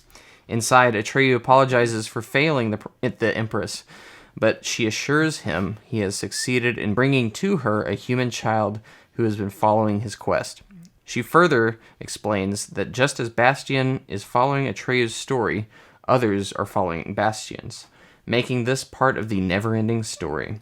As the nothing begins to consume the tower, the Empress pleads directly to Bastian to call out her new name, but in amazement that he himself has been incorporated into the story as the child they were looking for, he denies the events as just being a story. Atreyu's death spurs Bastian to pronounce the name he has chosen before losing consciousness. And you can't hear this, it's inaudible, but it is Moonchild. Bastian That awakes. explains it. Yeah, Bastian awakes with the Empress, who... Oh wait, That did sounds they sleep awkward. together? Bastian awakes with the Empress, who presents him with a grain of sand, the I sole bet remnant Bastian wishes. the sole remnant of Fantasia. The Empress tells Bastian that he has the power to bring Fantasia back with his imagination. Bastian recreates Fantasia, and as he flies on Falkor's back, he sees the land and its inhabitants restored. When Falkor asks what his next wish will be, Bastian then brings Falkor back to the real world to chase down the bullies from before. Because the end. that's the way to end it. Because that makes sense with Fantasia being an imaginary world created by your, dreams. Yeah. But All right. Falkor can find reality. So what'd y'all think of the whole Fantasia being destroyed and the Falkor journey to the Ivory Tower in, I guess, space? I'll allow it. Take think out a while- big fluffy dog dragon, While and it's looking awesome. cool, it didn't quite make sense with the concept of the nothing, but Oh fine. yeah, It you're just- right. Yeah, it just destroys everything. yeah, Versus but then there are little complete- fragments. I You're don't know. right. Yeah, you're you're- right. What Eh, is nothing? The nothing was just lazy that day. Yeah, it's like whatever. It's basically I got done. almost all of it. I did most But of my homework, define Dad. the concept of nothingness. Yeah. Yeah. It's not nothing. I feel like it's, if they there's still kind something. of made it not just, it's a black storm hurricane that comes and wrecks everything, Yeah. but it's actually erasing existence. Right. Yeah. Which I feel like they alluded to in the beginning, but then it's just like, it's just a storm. Yeah. Yeah. And, Well, if you hide in a hole, then you'll land on this meteor or this asteroid or something. As long as you're sitting on a rock, it's fine. I was thinking, how else are you supposed to represent it in movie form? That's true. Like they have to. I think this was. I don't know. I imagine this scene was in the book, and they didn't have a way to represent it except The thing is, they shouldn't have had fragments. I think they should have done something similar to maybe like the sunken place in Get Out, where it's like, Okay, that yeah. was effective. You know, yeah. I was thinking more like Infinity War, the snap, and people just disappear, yeah, disintegrate. that's true. So there's still like maybe the there's Fantasia, but no life, or Well, just kind of a physical embodiment of that. Like people just start particleizing and just like kind Turning of into fade dust. out, and then it's just like nothing, like Yeah. literally nothing there. Well, how else are we going to get our sort of reveal of the tower there, though, as he's floating through space? Yeah. See, I think it was more for effect, like visual effect, that they did that. But it kind of just doesn't go with logic, if you'll allow the word, for the way the nothing was portrayed in the beginning. Yeah. I will say, as a child, though, doesn't matter. Yeah. It probably literally doesn't did not matter, you get the really. point. It's I don't stuff think is, any child watched this and was like, "Wait a second! If it's nothing, then how is there something?" And Yeah. how are they still well, here's the flying? thing: what do you see when you close your eyes? Do you see black or do you see nothing? Whoa! nothing. I see black. No, I do like the reveal of the Ivory Tower, kind of just amidst space. I guess Yeah. just still intact. I think as a kind of it's a majestic, view of it, and Beacon I of like hope. that. I like that. You're all like, the Ivory Tower still stands. So we get our. I guess we should move on to Bastian interacting with the princess or the empress, I should say. Well, what the about childlike empress. Atreyu interacting with the childlike empress? Okay. And it's her explaining, I knew everything the whole time, even though at the beginning no one could tell you jack squat for information. I actually knew everything. I do like that scene happened because I was wondering that the whole movie is Yeah. like, well, why? Well, the audience is like, why did you do that? It's like, guys, it's like the Oracle in the Matrix, because she tells him what he needed to. So if she brought it up earlier, what if it wouldn't? Maybe Yeah, he yeah. wouldn't have succeeded. But it is Yeah. almost like a Wizard of Oz moment where you're like, are you saying I could have been home the entire time? I just had to click just my need a name. heels. well, yeah, They she, did make I have a they thought. make a error here where they refer to Bastian as a human child. No one says anything about Earth or anything, and then suddenly in this conversation they say the Earthling. He's an alien. Yeah, well, I it did kind of have a spacey feel to this film, I will say. Well, yeah, like she does say throughout the movie that, or sorry, at the end of the movie that he wouldn't have realized without going with Atreyu throughout that whole Yeah. story that he has a connection to Yeah. it. So my thoughts are that maybe she actually wasn't sick because she don't look very sick there, and she was like, They okay, put some eyeshadow on her, They that's need to all. give this guy a mission so that whatever she's spiritually sick, Noah. spiritually Her sick. heart. Yeah. Her land heart. is sick, Yeah. therefore she is. Yeah. I did really like this interaction. The first talking to Atreyu, but kind of talking to Bastian the whole time. And then that transition becoming more desperate and looking to the camera, breaking the fourth wall, saying, call my name, why Yeah. don't you do what you dream, kind of a thing. Yeah. So It's talking to yeah. both the audience and Bastian. It was at powerful. the same time. Yeah. And I think that conceptually in a film is a really cool moment to have. So then the nothing destroys everything, pretty much, I guess. It's implied that Atreyu dies, and then Bastian has to call out a name, and then he interacts with the Empress. Child! Well, he had to go run out to the window and scream it to the heavens for some reason, though. Well, he's all like, maybe that's where Fantasia is. It's out there in the... Nothingness. I think that actor did a pretty decent job, though. Yeah. What's his name? I forgot. Barrett? Bastian Schweinsteiger. Barrett Oliver. Sorry. Yeah. Yeah, he does a good job, I think. I think all three of throughout these the whole child movie. actors are pretty good. Yeah. But Moonchild? Really? Moonchild. I did wonder why he went with that name. His mom was a hippie. That's why. Yeah, no wonder the dad drinks. Aw. Hey, probably plays a lot of D&D. Maybe. Yeah, I liked their little interaction. It's kind of like this is the first kind of moment where both realities have collided and they're Yeah. actually interacting. So I think it comes to a point of Bastian having to accept that he thinks this is real, you know? Yeah. Like, I think that's the critical moment. That's why giving her a name is so important, because that just signifies that he finally Took ownership. does believe. it's kind of saying, it's kind of a message that, hey, your imagination is real. You have to acknowledge that what you are Yeah. thinking about is real, Yeah. I guess. Is that kind of what it's trying to say, maybe? Yeah, I think the movie is, the message is slightly different from what the book is kind of pushing. It's sort of like doing kind of a half-assed interpretation of the larger concept at work. And I think just more effective for children in general. Like, it does grapple with that concept of loss, but then it's also encouraging that, yes, your imagination is a valid thing that is useful to a kid and just to life in general, because without imagination, there are no hopes, there are no dreams. That doesn't enable you to really survive. You're more manipulated if you don't have these kind of thoughts. So No hopes and Also, give into your dark side and sick your pet dragon on your enemies. yeah. Because that's the first thing you should see. As a kid, they're trying to bring it back to the child audience. That scene was so cheesy. Oh, Like, I think it was Dude, really it bad. completely diminished all of the hype that I was know, building every and the green moment. screen. I know it's the '80s, but it was so bad. Yeah. Like, Also, yeah, why go do all of the shots of creatures, like especially Falkor and Bjork or whatever his name is, they all come from the left side of the screen? Gamork, you mean? Yes, I yeah. don't know. Easier to show perspective or something. I don't know. Yeah, I think that's the only way they could effectively use like those panning shots over like aerial That's footage. just why my mind jumped to like someone having an arm puppet on, because they're just Yeah. sticking their arm Into the across camera? screen. Yeah. See, what I think they did is they had a studio where they had basically the creature set up, and then you would have Atreyu sitting on top. They would have a big fan going, so it emulated like wind, and then they would just have this scene, this aerial footage that they took of just certain landscapes and Yeah. put them together. Just some of Bastian's lines are just some of the cringiest things. When he's writing Falkor, it's like, Falkor, it's wonderful. It's like nothing ever was. You're just like, it's more beautiful than I thought. Yeah, I was like, I just- please stop. I feel like they just sat the kid up there and just were like, just keep saying things about what you're seeing. It's like, All right. well, it's beautiful. point. All right, so that wraps up our story of Fantasia. It's a long one, guys. Yeah. It's never ending. Never ending.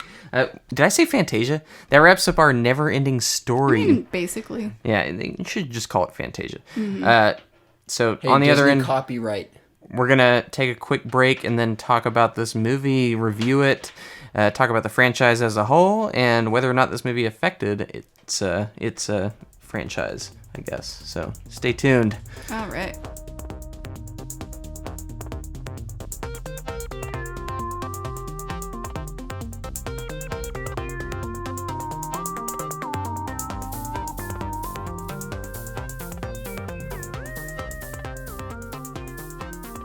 Welcome back. Y'all ready to talk about the Neverending Story? I guess. As I mentioned before, we will be giving brief reviews of this movie with a numbered score, and then we will talk about the franchise as a whole and what may or may not have hurt it in the long run. So, David, you got a little bowl of treats with Bowl of scores on them? treats, some Scooby snacks. So let's see who's up first. Me. Great. All right. All right, tell us. Shenanigans. Shenanigans. I don't like going first. It is shenanigans. I gave it a 5. Whoa, that's so low. Is it? Boy. I am Is it? actually very surprised. I think 5 is actually decent. I think that it is a good 5 is not movie. decent. That's mediocre. 5 is like, It is, yeah. eh. Well, the thing is, it's positive. No, You know? 5 is not positive. It is It's positive. just ambivalent. It's not a train wreck. 5 is like, eh. I will never watch this again, but it didn't. Okay, I think 5 is, I see effort, but I don't really care. Exactly. Well, how about we let David explain it? Yeah, it's weird. Thank No, you. I'm going to commandeer this review. Well, I don't know. So you have to think of things David's way. He did give Tomb of the Dragon Emperor a 7, after all. Okay, I guess it makes sense. All right, Go moving ahead, on. David. David, did you work at the theater in 1983? I was He wishes. all those He, great he movies. actually did, and most people left the theater about halfway through. Are we just pulling out all of our David bits right I don't now? understand. No one's gonna care about this. All right, go ahead. I gave it a 5 because watching it as a child, I enjoyed it, but even then, it was a sick day movie that I never really cared to think about. Everyday life. It wasn't a movie that popped in my head as a favorite movie. It was all right. And then when I watched it as an adult, I have the nostalgia for it, the music, but it gets creepier the more you watch it, and it is good. And a lot of the things that you learn about the movie does make it better. But it's still similar to Noah. It just doesn't hit right. Yeah. And I enjoy it. I can watch it and Yeah. enjoy it, but it barely makes a passing grade for me. That's why I give it a 5. I guess it's always a kind of a flaw if you need context to enjoy a film. So Yeah. that makes sense. I agree with your review, except for the part where you say 5 is a passing grade. Okay, 5.5. Is that a passing grade? No, it's What is not. a passing grade? 6 is a barely passing grade. Look. I see that as like a D. Okay, if it's on Rotten Tomatoes, it's a positive, Okay. All right. Okay. right? Except Rotten Tomatoes, a 50 level score is a negative. That's a Rotten Tomato. No, you said Alright. 50 or higher. 60 is... plus is a fresh. Wait, I thought it was 50 or higher. Nope. Well, I learned something today, folks. Yeah. So it's fine. You can be slightly negative on this movie. Just Yeah. admit it. No, it is definitely negative, but it's okay. I think that I don't know if it's 1 to Well, it's 10 and definitely it's negative. right at the halfway mark, it's positive enough. All right, I'm hearing from you that it could have been even worse. Oh, definitely. Yeah. Yeah. Okay. Got it. We're clear. All right, moving on.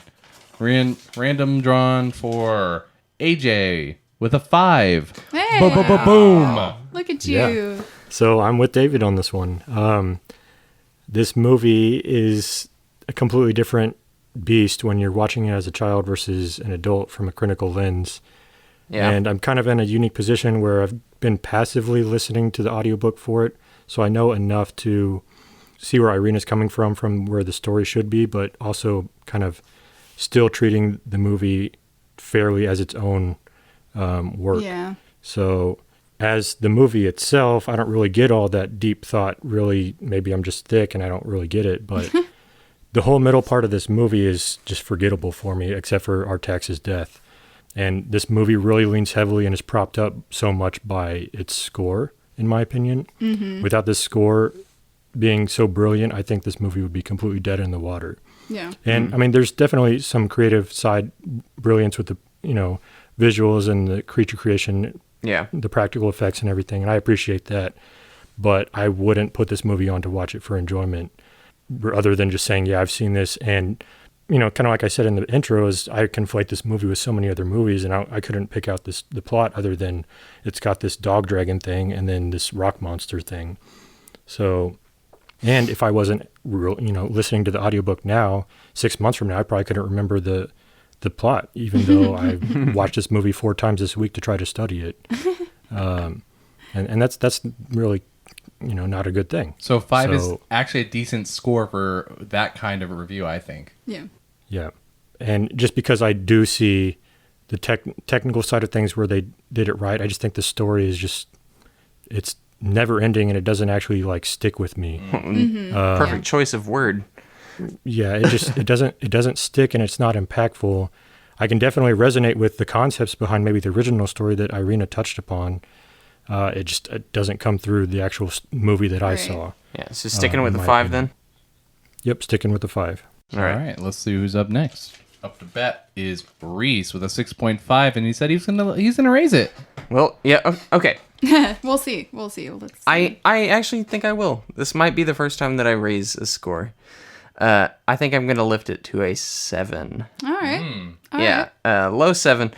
I think this movie has a lot going on. I don't like some of the changes that it made from the book, but taking it at surface value, the movie, which I honestly, I didn't even know this was based off of a book until 2 weeks ago.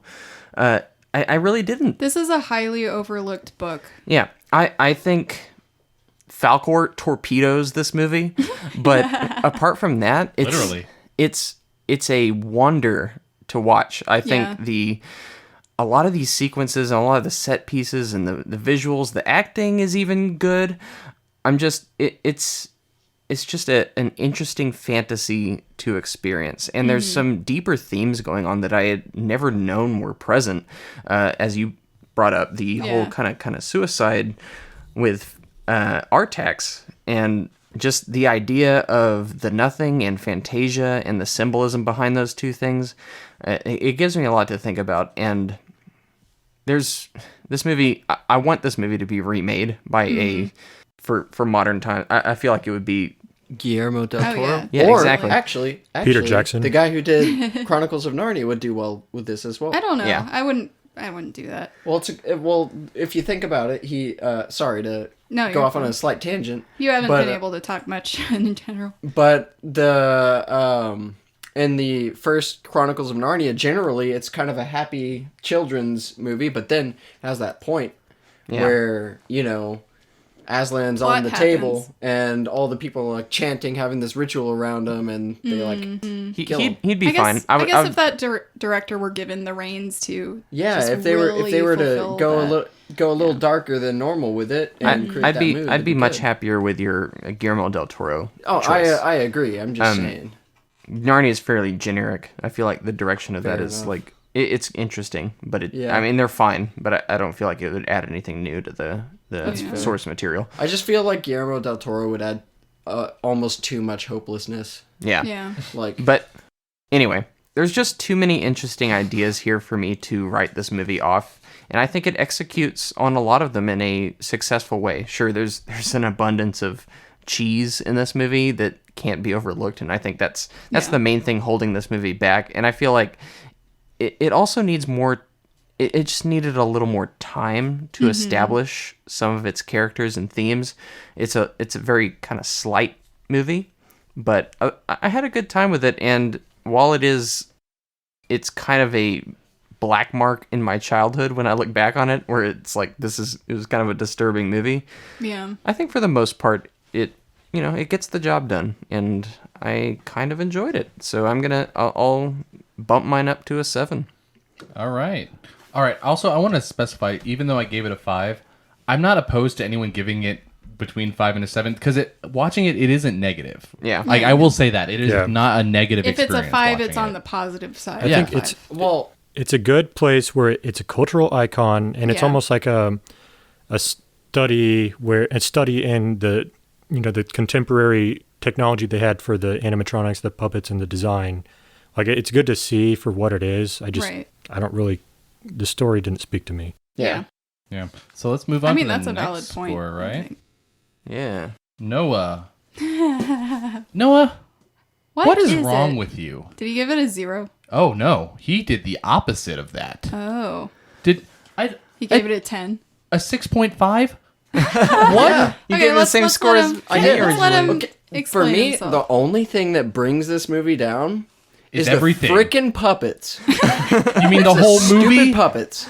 You don't like the Yeah, puppets. but the thing is, everything else behind it, a lot of thought went into it, and it's visually really nice. You said you hated this movie. No, I didn't say. Are you a different person that reviewed it? Okay, so here's the thing. I don't like it. but I recognize But that the thing it's is, good. I like it. Okay, well, let's hear him out. Objectively, he likes it. Objectively, it has a lot of great ideas. I just hate the frickin' puppets. They're so stupid. Frickin' Falcor and the stone dude. Would you choose to I watch hate 'em. this movie? No, I wouldn't. Okay, you can't. All right, I'm revoking your 6.5. No, you are no, not allowed. You can't do that because this movie, It's his I think, vote. actually deserves a 6.5. My personal taste is such that I hate the puppets. It's more like you don't like the movie. That brings it down 3.5 points, which is a lot. It's Considering, just the puppets. yeah. It's just the puppets. I know, They're- but the thing is, you don't like the movie, and you don't like No, you, no, you no, like no, the no, concepts. no. I think I like- you're giving them a score based on No. how well the movie was made, Here- not here. how much you liked it. Here's the thing. The problem with the movie is that it does have the puppets, but if you bring in the concepts of the nothing and all the You like the concept of the movie. No, yes, I do. There are a lot of aspects of the movie that I really like, but personally, I don't like the puppets. And that's it. That's the only thing I I don't know, like but about that's it. the movie. Like, I don't know. No, It's like no, you don't no, even you didn't no. like the idea of sitting It's down not- and watching it's not, the movie. That's not the movie. They are a surface level feature of the movie. the representation. Yes. I don't like their representation. I like the characters themselves would be cool if they were done non-puppet. I ways. get it, but I don't know. It's like if you don't want to if you don't like watching Okay, the Mr. movie, Tomb of the Dragon Emperor 7. I don't know. This is equal for me in a way the way you described it. No, it's not. Because if you notice the entire I feel like time you're pandering. if you notice the entire time I've been criticizing the puppets and nothing else. I've been praising actually the other aspects of Yeah, it. and so was I. The thing is, though, if you don't like the movie, but you're giving it a 6.5, No, it's just weird. no. He's I- entitled to his review and score. Yeah. No. I like the movie. I don't want to watch it because of the puppets. Okay. Well, I feel like you and I could go on this argument for a while, Maybe but we should. I'm gonna go to the last one. You just need to learn to separate things because objectively, I can recognize that this is a really well done movie. It's got a lot of great ideas. I Going know. for I it, think I but- thought we were basing it off of our opinion of the movie, not how well they portrayed. Like I don't know. I feel like to me those are two separate things. Well, there's a reason. I would give it. I I didn't- would give it an 8 if Dude, it was I just didn't- on I the didn't- concept. I didn't give it a 10. I gave it a 6.5. Yeah. I was actually You maybe debating. I are. was like, should I give it a 6 or should I give it a 7? And I thought, okay, I'm gonna go in Split between the and go with a difference. 6.5. All right, let's move on to our last review. Yeah. Irina with an 8. All right. Yeah, I'm gonna pull for this movie. I think for me it wasn't fair to incorporate my feelings about the book's difference from the movie just because I had watched this movie first before reading the book and I enjoyed it. I think anytime you read a book and watch a film about it, you're almost always disappointed, except for maybe Lord of the Rings, even though that one still had some differences. Anyway, I feel like this one resonated with me the older I got, and I think I realized those feelings as a kid. Where it disturbed me was just an understanding of emotions that I hadn't experienced yet and didn't know how to Interpret. Yeah. So I think that mystery of not knowing what exactly that was being portrayed was scary. So I think this tackled some important points. However, a lot of that is owed to the book because it's strongly influenced by that. They deviated a lot from it, and which is sad because there are so many cool parts that I wish could have been portrayed, which makes this a very good candidate for a remake. Whoever does that, I hope they do a really, really intensive study of the book. But I think for a director to go from Das Boot to a fantasy children's film like this is quite a big stretch, and Yeah, I it's true. think he did a pretty good job. So, and to take that much time and care into trying to create this world, I think he honestly had his own vision for the book. He must have been to some degree a little inspired, but in a different way. And he sort of created his own world off of it, as insulting as that is to a author. He did kind of screw the author. I know, over a he little bit. did a little Just bit. little So bit. I would slap his wrists for that. But I do think this is an icon for the 80s, and It's a minor classic. Yeah.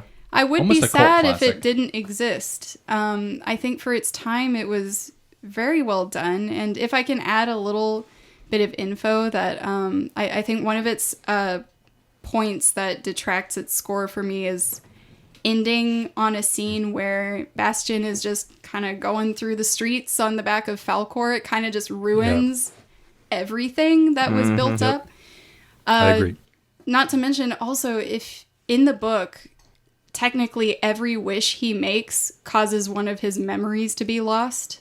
So like the more wishes he makes, the more of his own life he forgets, until his only memories are his father and his name. Oh, So like I didn't know that. There's So- a really dark twist to this story that is kind of bulldozed over for this film, which kind is of a more why Hollywood happy ending. Yeah, I like won't Yeah, allow I, it. they picked Yeah. the first half of the book for this movie, and the second half of the book roughly is the second movie. So what you Yeah. just referenced is in the second movie. it's in the second movie, but it's like, I don't know, it's not to the same degree that the book Yeah, and it's a seems big thing to portray. like just kind of put into one movie and not the other. So so it's like, I don't know, there's a really good story here. I think that the first should have been left alone and revisited in some other way. That I don't think it would have been worthy of sequels, although there are. So that's my All right. score. AJ, are you able to crunch the numbers on the Neverending Story? Yeah, so we're at an average of 6.3. Okay. And how does that relate to our other episodes or other Let's films? see. All right, so that is 11th place behind 28 Weeks Later and ahead of Narnia Voyage of the Dawn Treader. Oh, that still burns me. 28 weeks later. That movie should have been higher. Ha. Ha Wrong. to your face. Wrong. It's a See, good no movie, one and I can guys. agree on this one. Yeah. Good movie. 28 weeks later. So I don't like that movie. I will say, and I've said this, the music is great. There is a soundtrack, obviously, just for this. So you can go to Spotify, whatever source you listen to our episodes on. Just search for Neverending Story, and that's all on there. And that's enjoy the a music. 10 in my book. Actually, the funny thing is I went back to the film score and I actually added a couple songs to my playlist on Spotify. Yeah. You should just create a franchise killer playlist where it's we like all the ones should. we've covered. All of our favorite themes. It is funny because this is a very nostalgic soundtrack for me, and I can enjoy it with the movie, but it's not my type of music. I am Yeah. not into the synth as much. As much. All right, so let's talk about what critics thought about this up. movie. We don't care about your music taste. So let's talk about what critics thought about this movie. Rotten Tomatoes, it had a 80% from critics with a audience score of 82. IMDb, which is an audience-based score, it has a 7.4. On Metacritic, this is the only low one. It had a 46 from Whoa. critics, and You an do audience. say Metacritic usually goes lower, though, right? They do, but not that much lower in relation to the other ratings, so it's kind of surprising. With an audience score of 7.4 out of 10. So, decent to good reviews for Neverending Story. It doesn't surprise me. Yeah. I would honestly say better than what we gave it. Yeah, it Overall. is obviously. Yeah. Box office. Here we go, guys. Budget, Alright. give us that. This that movie sweet budget. cost, at the time, not including inflation, $27 million. So, any predictions So as to... inflation from 83 to 2020 is roughly 2.6%. So let's say $100,000 is the easy number. That would be $100,000 in 83 is about $260,000 in 2020. Okay, whoa. What do you guys think this movie did? Worldwide. Let's go Sorry, worldwide. what was the budget on it again? $27 million at the time. Okay, so it had to be 200 million then for inflation, right? No, let's not even go to it. Would not be 200 million. All right. No. Anyway, Not even close. That's his guess. It's my My- turn. my- no, guess no, wouldn't I was be gonna any go with better. 120. 120. Yeah. All right. Irina. Lots of that green moolah. All right. Money. I don't know. Money for Irina. Noah. 88 million. 88 worldwide. AJ. 90. 90.